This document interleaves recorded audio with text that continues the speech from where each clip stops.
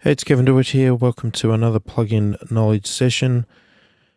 This week we are having a look at a plugin from Boz Digital Labs called Gatey Watey.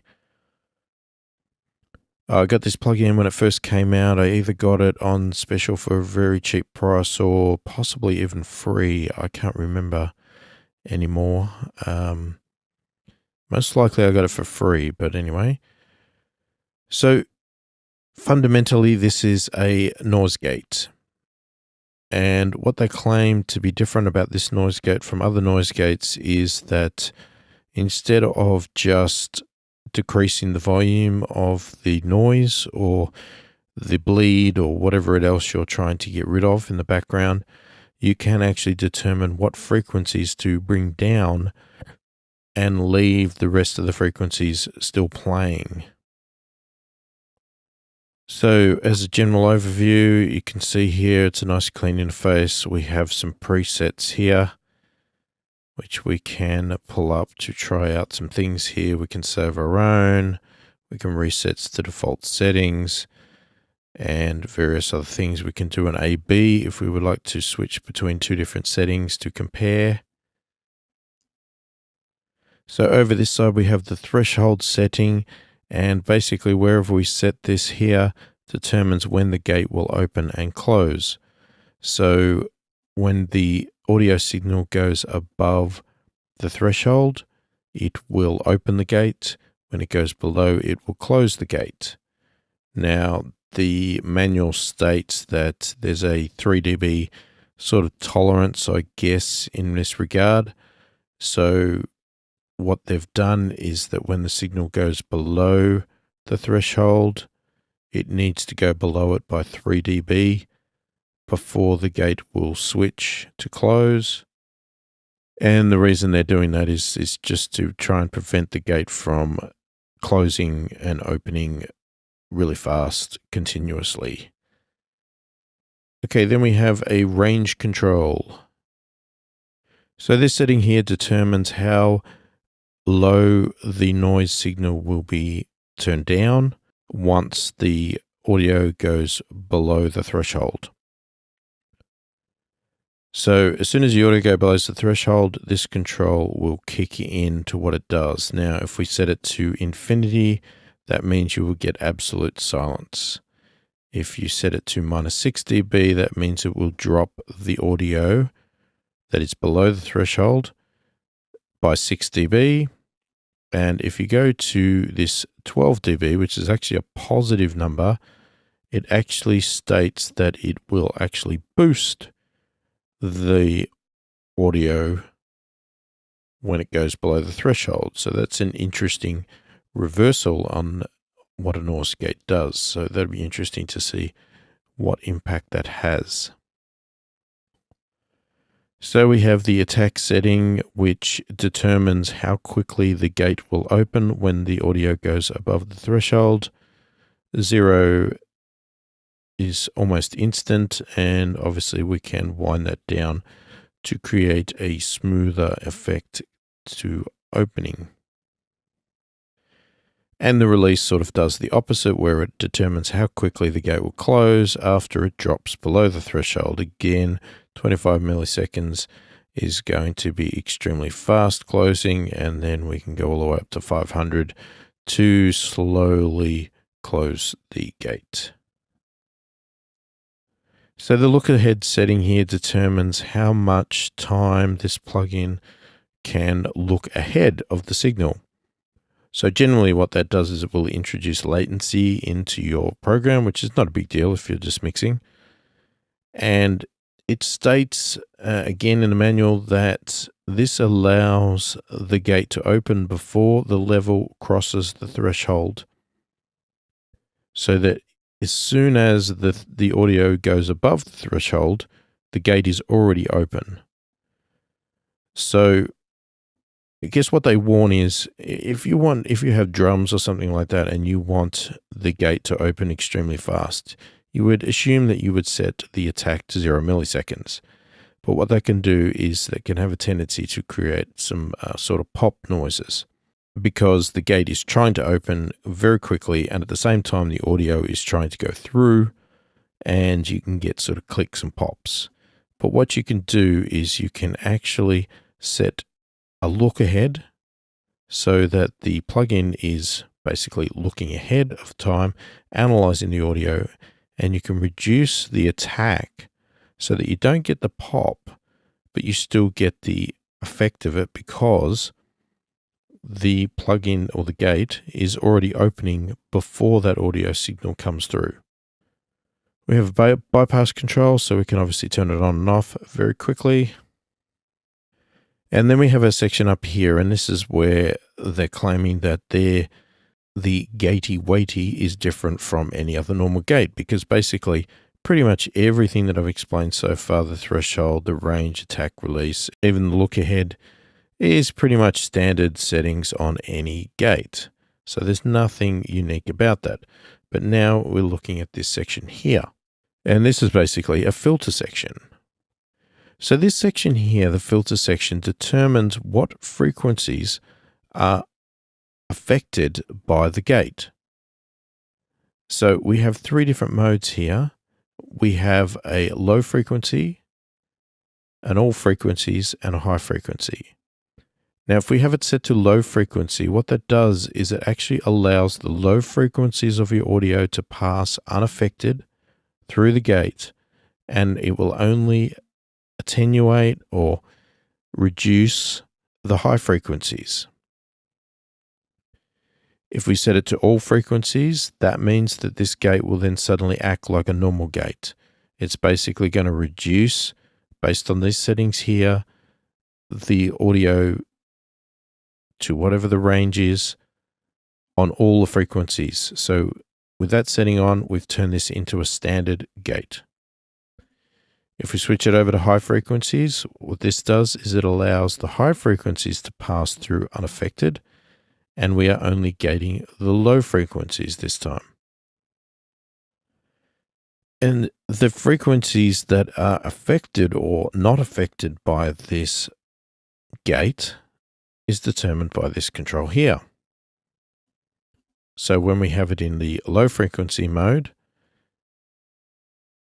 anything below this value will be unaffected and anything above it will be gated.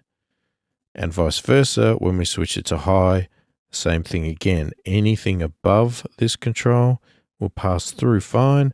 Anything below will be gated. And obviously that control there disappears when we go to all frequencies because we are affecting all of the frequencies. Okay, so we've got a kick drum here. It's got a bit of bleed through it, as you'll hear.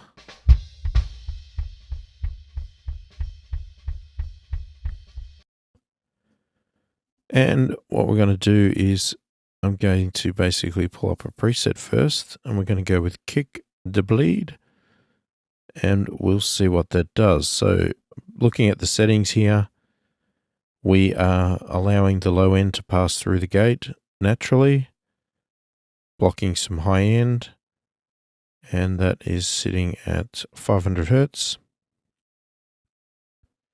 We have a range of minus 20 dB. Attack is really fast, medium release, and a little bit of look ahead, and we'll have to adjust the threshold to suit. So let's see what that does.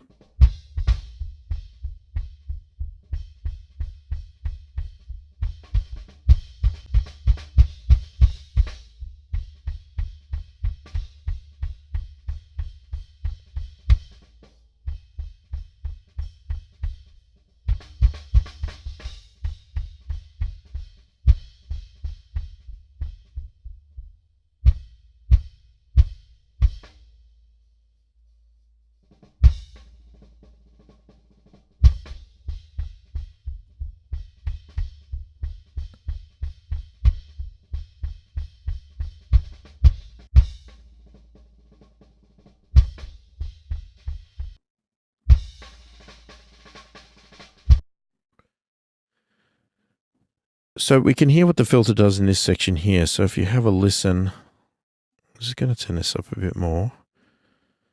So if you have a listen to this section and specifically listen to the kick and the snare.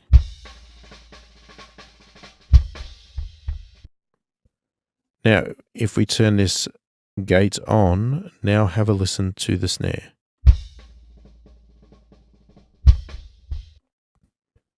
So you'll hear that all of the top end of the snare has been cut out and we've left the low end in.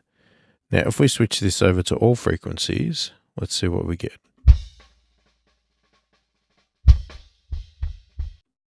So we almost get nothing there, but if we adjust the range,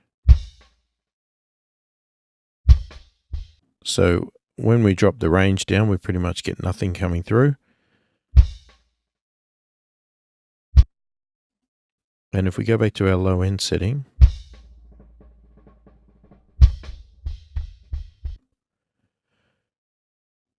so what that's supposed to allow us to do there is it should be, I guess in theory, allowing us to be able to close the gate a lot quicker, to get rid of the noise bleed that we don't want, but to not affect so much of the kick drum. So especially like the tail end of the kick drum, because usually if you do a gate quite drastic and quite sharp and quick to cut off, you will actually affect the kick. You will chop the end of the kick off and make it sound too tight and compressed and restricted and just make it sound unnatural.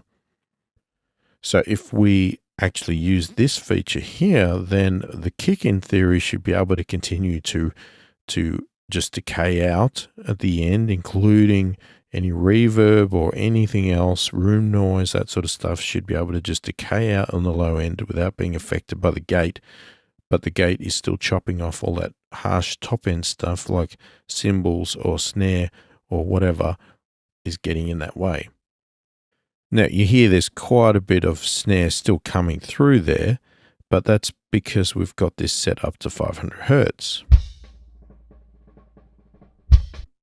Now, we could in theory bring that down a fair bit if we wanted to. So now the snare is almost gone entirely, and a lot of the kick would still naturally decay through. So obviously we would adjust our threshold to suit the signal here. So we can see it's going quite low there. We want to make sure our kick is getting through.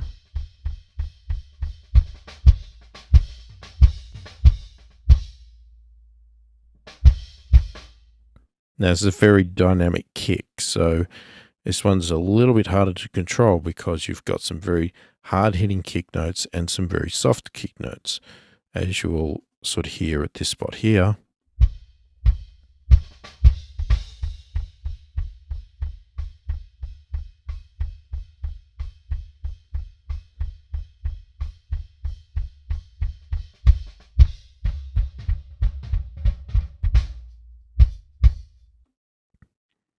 And because of that, what that means is I have to have the threshold quite low to allow those kick hits to come through properly. But then the actual bleed from, say, the toms and the snare and that is actually louder than those kick hits. So it's sort of, this is a very difficult track to work with in that regard. So you need to sort of make a compromise here. And luckily with this low frequency setting here, that is giving us more power to be able to do that. If it was just set to all and we set our threshold higher, then in theory, those kicks there are going to get affected.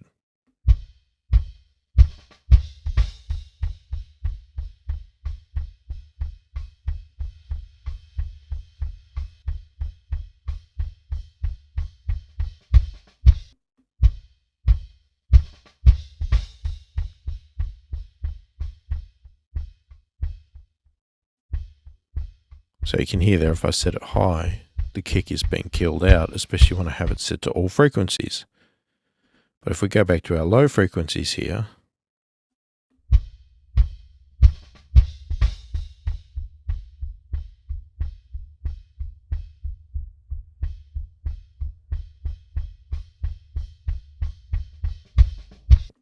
they're still allowed to go through. Now, Just to show an example of the gate itself, if we set it to that and I play with these settings, a slower attack,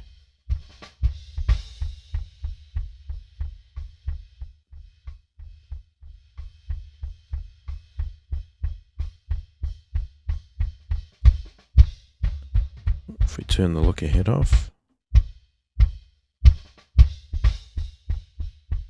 now you can hear that popping noise with the look ahead off and 0 milliseconds.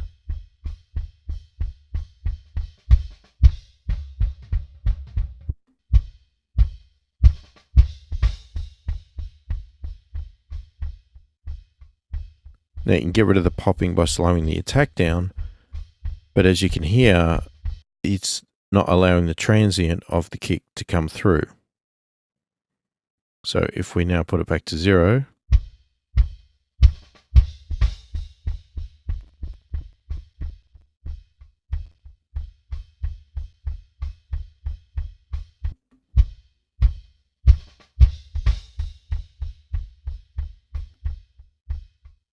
most of our transient is now coming through with a very fast attack with a little bit of a look ahead.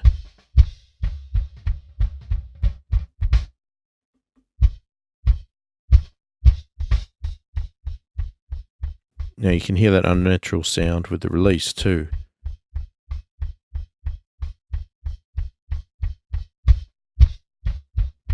Because it's stopping very quickly.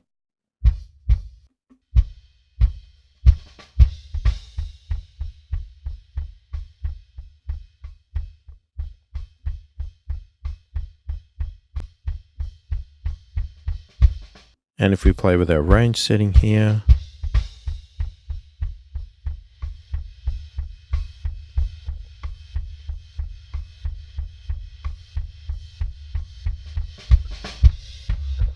if we go into a positive there, you can hear the frequencies, a lot of the cymbal noises being brought up.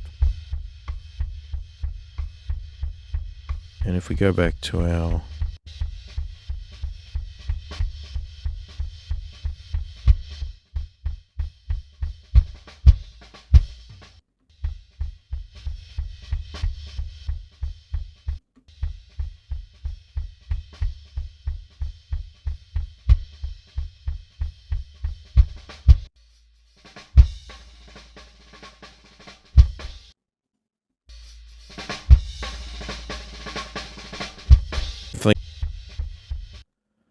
so definitely going to a positive there is bringing up that background noise, which I'm not sure if that's really useful or not. I guess there's situations where you might find it useful. I'm not 100% sure of it. Most of the time we use a gate, we want to get rid of that noise, not actually increase it, but I guess it's nice to have if you ever need it. So I have a snare track here as well. And let's just have a listen.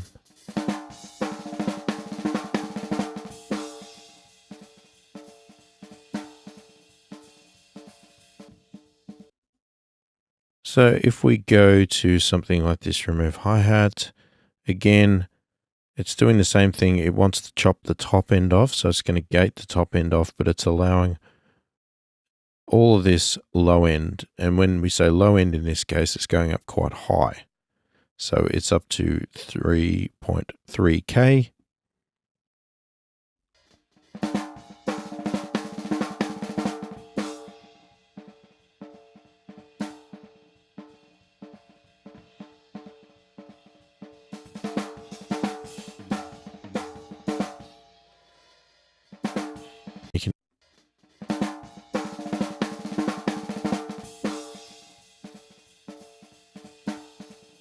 You can hear the hi-hats there.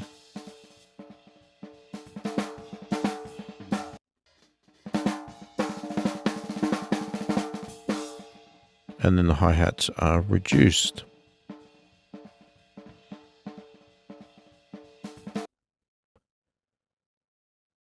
Now, what if we switch it the other way around and have a listen to what that effect has. So now we're going to pass through the high end only and cut out the low end.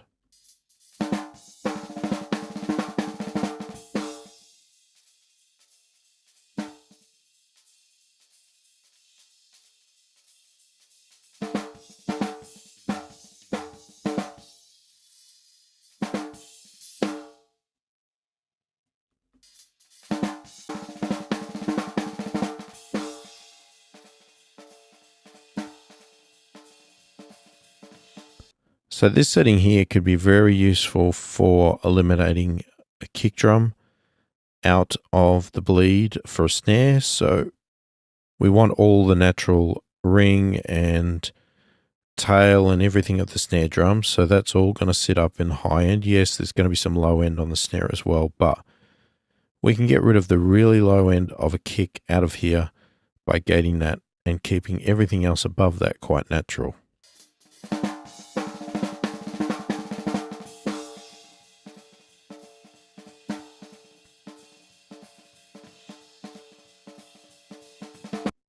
Now, if you had a cymbal track and it had some bleed from toms or snare, you could even bring this up quite high and do the same thing, just allowing the high frequencies of the cymbal to pass through.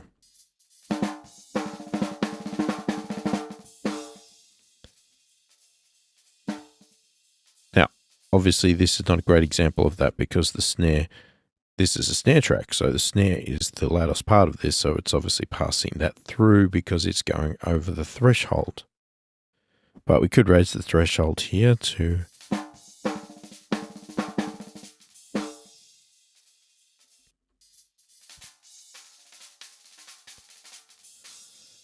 so with my threshold set extremely high, nothing is actually going over it.